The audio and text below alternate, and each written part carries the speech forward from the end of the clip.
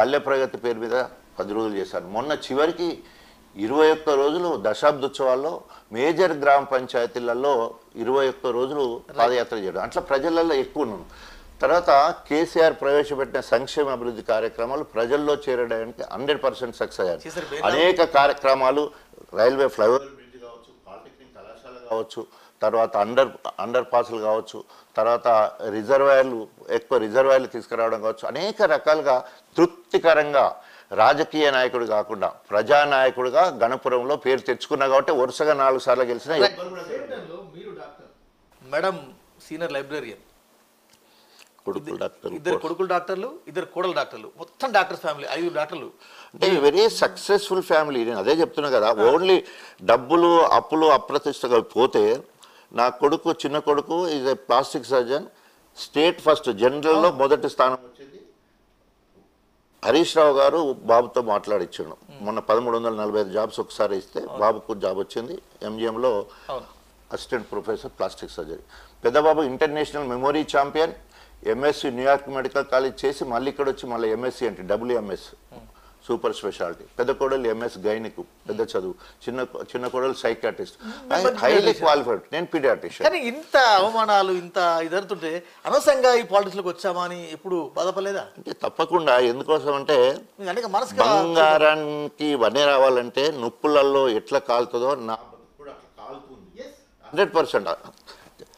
అట్లాగే అన్ని బాధపడ్డా కూడా ఆ ఏదంటారు దాన్ని మెరుగు రావడం, నా పిల్లలు చదువు కావచ్చు, కుటుంబం కావచ్చు, సమాజంలో గుర్తింపు కావచ్చు, ఆ రకంగా ఉంది. ఎవరు ఆరోపణలు చేసినా, అపనిందలు వేసినా, ఎన్ని చేసినా కూడా మళ్ళీ చివరికి అప్పర్ హ్యాండ్లో రాజన్నే ఉంటాడు. చూద్దాం కాలం ఎట్లా ఉంటుంది. చివరి క్వశ్చన్, మీ చిరకాల ప్రత్యర్థి గురించి నేను కామెంట్ చేయలేకపోయినా, అడగలేకపోయినా, ఎందుకంటే అది లేదు, ఇంటర్వ్యూ ఉండదు.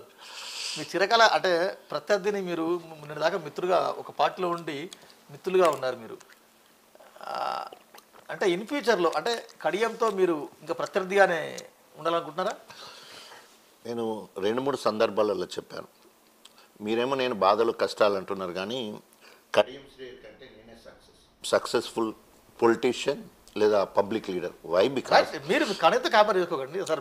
చెప్తున్నా, ఎందుకు చెప్తున్నానంటే ఆయనతో కంపేర్ అంటున్నా, చిరకాల ప్రత్యర్థి అంటున్నారు కదా, ఆయన కంటే ముందు నేనే ఉప ముఖ్యమంత్రి కాగలిగిన. మా ఇద్దరికి డైరెక్ట్గా 4 సార్లు డైరెక్ట్ ఎలక్షన్ మా ఇద్దరి మధ్యలోనే. ఆయన 4465, 4112తో నా మీద 2 సార్లు ఆయన గెలిచాడు. నేను వారి మీద 12772, తర్వాత 33,000 మెజార్టీ తోటి ఆయన మీదనే గెలిచాను. తర్వాత ఆయన కంటే నాకంటే సీనియర్, నేను ఒప్పుకుంటా. ఆయన రాజకీయ నాయకుడు, నేను ప్రజానాయకుడిని. ఆయన కంటే ముందు కాకిలెక్క కలకాలంలో కాకుండా కోకిలెక్క కొన్నాళ్ళు నేనే ఉప ముఖ్యమంత్రి కూడా నేనే ముందు. తర్వాత వరుసగా 4 సార్లు నేనే గెలిచిన. ఆయన వరుసగా 4 సార్లు గెలవలేదు. అంటే ఇట్లా కంపేర్ చేసుకుంటే ప్రతి దాంట్లో మీకంటే ముందు మంత్రి, మంత్రి వేరు, ఉప ముఖ్యమంత్రి కదా. ఉప ముఖ్యమంత్రి అప్పర్ గ్రేడ్ కదా. ఆయన నాకంటే ముందే పొలిటీషియన్ కూడా కదా. నాకంటే ముందే పొలిటీషియన్, నేను ఒప్పుకుంటున్నా కదా. ఆయనను ఈస్ ఎ గ్రేట్ పొలిటీషియన్. ఆయన గ్రేట్ పొలిటీషియన్ ఉన్నాడు, నేను అపోనెంట్ లీడర్ ఉన్నా కాబట్టి ఆయన చూసుకుంటూ ఆయనని మించి ఒక అపోనెంట్ కనుక 3000 సైన్యం, ఒక రాజు అనుకుందాం, 3000 సైన్యం ఉందనుకో, గెలిచేవాడు ఏమనుకుంటా 5000 సైన్యం కావాలి. కానీ ఆయన 50,000 సైన్యం ఉన్న నాయకుడు అప్పుడు నేనేమనుకుంటా 60,000 సైన్యం కావాలనుకుంటున్నాను. సో ఆ రకంగా ఫైట్ చేశాను కాబట్టి ఆ రకంగా గుర్తింపు వచ్చింది. ప్రజానాయకుడు అదే కొన్ని ఏమంటారు అగ్రెసివ్ డిసిషన్స్ కూడా తీసుకోవాల్సి వచ్చింది. ఎమ్మెల్యే పదవికి రాజీనామా చేయడం అనేది, ఆయన మీద అప్పర్ హ్యాండ్ ఉండాలి, మళ్ళీ 2వ గట్టిగా కొట్టాలి చూడని చెప్పేసి తెలంగాణ రాష్ట్ర సాధన కోసం అధికార కాంగ్రెస్ పార్టీ వదిలిపెట్టాం. రాజకీయ నాయకుడు ఎట్లుంటాడు, ఆయన రాజకీయ నాయకుడు ఎట్లుంటాడు అంటే, రాంపూర్లో వంటవార్పు అవుతుంటే కడియం శ్రేయర్ మాట్లాడతాడు, రాజయ్య కనుక కాంగ్రెస్ పార్టీకి రాజీనామా చేసి కనుక వచ్చేది ఉంటే నేను నామినేషన్ అయ్యాను, పోటీ కూడా నిలబడను, కానీ ఫస్ట్ నామినేషన్ మళ్ళీ ఆయనే చేసాడు. అంటే అది రాజకీయ నాయకుడు చేసే పని. అంటే నేను ప్రజానాయకుడు, నేను అనేది అట్లా. సో కాబట్టి మా ఇద్దరి మధ్యలో కంపేర్ చేసినప్పుడు ప్రతి దాంట్లో ఇప్పుడు నేను చెప్పిన కూడా అప్పర్ హ్యాండ్ నేను. వరుసగా 4 సార్లు చేయడంలో నేనే ఉన్నాను, అత్యధిక ఓట్లతో గెలవడం నేను, ఉప ముఖ్యమంత్రి గారు నేనే ఉన్నాను, త్యాగంలో నేనే ఉన్నాను, అనేక రకాలుగా వారి మీద అప్పర్ హ్యాండ్. ముఖ్యమంత్రి పదవి, మీ పదవి పీకేసి అదే పదవి కడియం శ్రేయర్కి ఇచ్చినప్పుడు మీకు ఏమనిపిస్తారు? ఎందుకంటే మీ చిరకాల ప్రత్యర్థి కాబట్టి. అదే చెప్తున్నా కదా, అదే ఒక ఉప ముఖ్యమంత్రి తీసి మళ్ళీ ఆయనకి ఇవ్వడం, మొన్న ఎమ్మెల్యే తీసి ఆయన ఎమ్మెల్సీ ఉన్నాక కూడా ఆయనకే ఇవ్వడం, ఆయన ఎట్లా అధినాయకులను ఏ రకంగా మభ్యపెట్టి మసిబూసి మారడిగాయ చేసి ఎదుటి వ్యక్తి మీద అంటే నా మీద విపరీతమైన అభాండాలు అనేక రకాలు చెప్పేసి ఆయన అలా సక్సెస్ అవుతాడు. ఎందుకంటే ఆయన రాజకీయ నాయకుడు కాబట్టి. మీ ఉప ముఖ్యమంత్రి పోవడంలో ఆయన ఎమ్మెల్యే టికెట్ రాకపోవడంలో కృష్ణమాదిగా అన్నాడు, కడియం శ్రీగారికి ఇంత కక్కుర్తెందుకు, గుంట నక్క, మా రాజయ్య ఎంబడిపడి అప్పుడు ఉప ముఖ్యమంత్రి తీసుకుంటాడు, ఇప్పుడు ఎమ్మెల్యే తీసుకుంటాడా, ఆయన ఎందుకు ఇస్తానంటే కూడా వద్దానాలి. ఆయన సామాజిక స్పృహ కనుక ఉండేది ఉంటే ఇప్పుడు ఎమ్మెల్సీలు 2 బాయ్, ఆయన ఎమ్మెల్సీ ఉన్నా నీవు ఒకవేళ కేసీఆర్ కనుక ఇవ్వాలనుకుంటే ఎమ్మెల్సీతో నీకు మంత్రి పదవి రావాలి కదా, ఓన్లీ ఎమ్మెల్యేనే ఎందుకు? సో అంటే అక్కరాని అని చెప్పి పీకేసీ గారు ఓన్లీ కక్ష సాధింపు తప్ప వేరే ఏం లేదు. అందులో కొట్టొచ్చినట్టు కక్ష సాధింపు.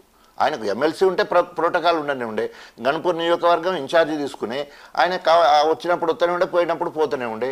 మరి ఆయనకి ఏం అవసరం ఉన్నది ఎమ్మెల్సీ? ఏం జరుగుతుందని చివరగా గణపూర్ బీఆర్ఎస్ క్యాడర్కి ఏం చెప్తారు? ఎందుకంటే మీరు మీ మీద బలమైన ప్రధాన ఆరోపణ, మీరు పార్టీని మోసం చేసి వెళ్తున్నారు, పార్టీని చీట్ చేసి రాజయ్య కాంగ్రెస్లోకి వెళ్తున్నారు అనే వరకు మీరు ఏం చెప్తారు చివరిగా? సో బీఆర్ఎస్ పార్టీ కానీ కాంగ్రెస్ పార్టీ కానీ నేను ఎప్పుడు వాళ్ళను ఆ పార్టీ వ్యక్తుల లెక్క చూడలే. నా నియోజకవర్గమే నా దేవాలయం, ప్రజలే నా దేవుళ్ళు. ఆ పార్టీలో ఉన్నా ఈ పార్టీలో ఉన్నా కూడా అందరూ నా వాళ్ళే. గత ఇప్పుడు 2004 నుంచి 2014 కాంగ్రెస్ అధికారం అప్పుడు ఉన్నప్పుడు అన్ని రకాలుగా పనులు చేసింది నేనే. 2014 నుండి 2023 వరకు అన్ని పనులు చేసింది నేనే. ఏనాడు ఒక వ్యక్తి మీద ఒక నాయకుడి మీద కక్ష సాధింపు లేదు, ఒకరిని అక్రమంగా కేసులు పెట్టియలేదు, ఎక్కడ భూదందాలు చేయలేదు, ఎవరికి భూదందాలు చేయలేదు. ఎవరికి సాధ్యం కాదు. మీరు బీఆర్ఎస్ లో ఉండుకుంటూ కాంగ్రెస్ క్యాడర్ను కాపాడుకున్నారు. 100% నేను ఒప్పుకుంటాను. అంటే ఇప్పుడు మీరు బీఆర్ఎస్ మెయింటైన్ చేస్తారు, కాంగ్రెస్ మెయింటైన్ చేశారు. ఎస్, అంటే నేను వాళ్ళ పార్టీ వ్యక్తులు కూడా చూడలేదు, నా కుటుంబ సభ్యులు లెక్క చూశాను. గణపురం నియోజకవర్గమే నా దేవాలయం, ప్రజలే నా దేవుళ్ళు అనే ఉద్దేశం ఏంటంటే వాళ్ళిద్దరిని కూడా కలుపుకొని నా వాళ్ళుగా చూసినాం. రేపు నేను ఏ పార్టీలో జాయిన్ అయినా ఇటు బీఆర్ఎస్ ఇటు కాంగ్రెస్ నన్ను 2 చేతుల మొక్కుతారు, నన్ను ఎత్తుకుంటారు, నన్ను ఊరేగిస్తారు. రైట్. దళిత బంధులో మీరు బాగా డబ్బులు తీసుకున్నారు అనేది సీరియస్ ఆరోపణ డే 1 నుంచి వస్తున్నది. మీరు అనేక ప్లాట్ఫామ్లో ఆన్సర్ ఇచ్చారు. దళిత బంధు డబ్బులకు భయపడే మీరు కాంగ్రెస్ పార్టీలోకి వెళ్తున్నారు. ఇప్పుడు దళిత బంధులోనే లోపభూయిష్టంగా ఉన్నది. హుజరాబాద్లో ఉద్యోగస్తులకు కూడా ఇవ్వాలని చెప్పేసి 20,000 కుటుంబాలకు ఇవ్వడంతో అందరికి ఆశ పుట్టింది.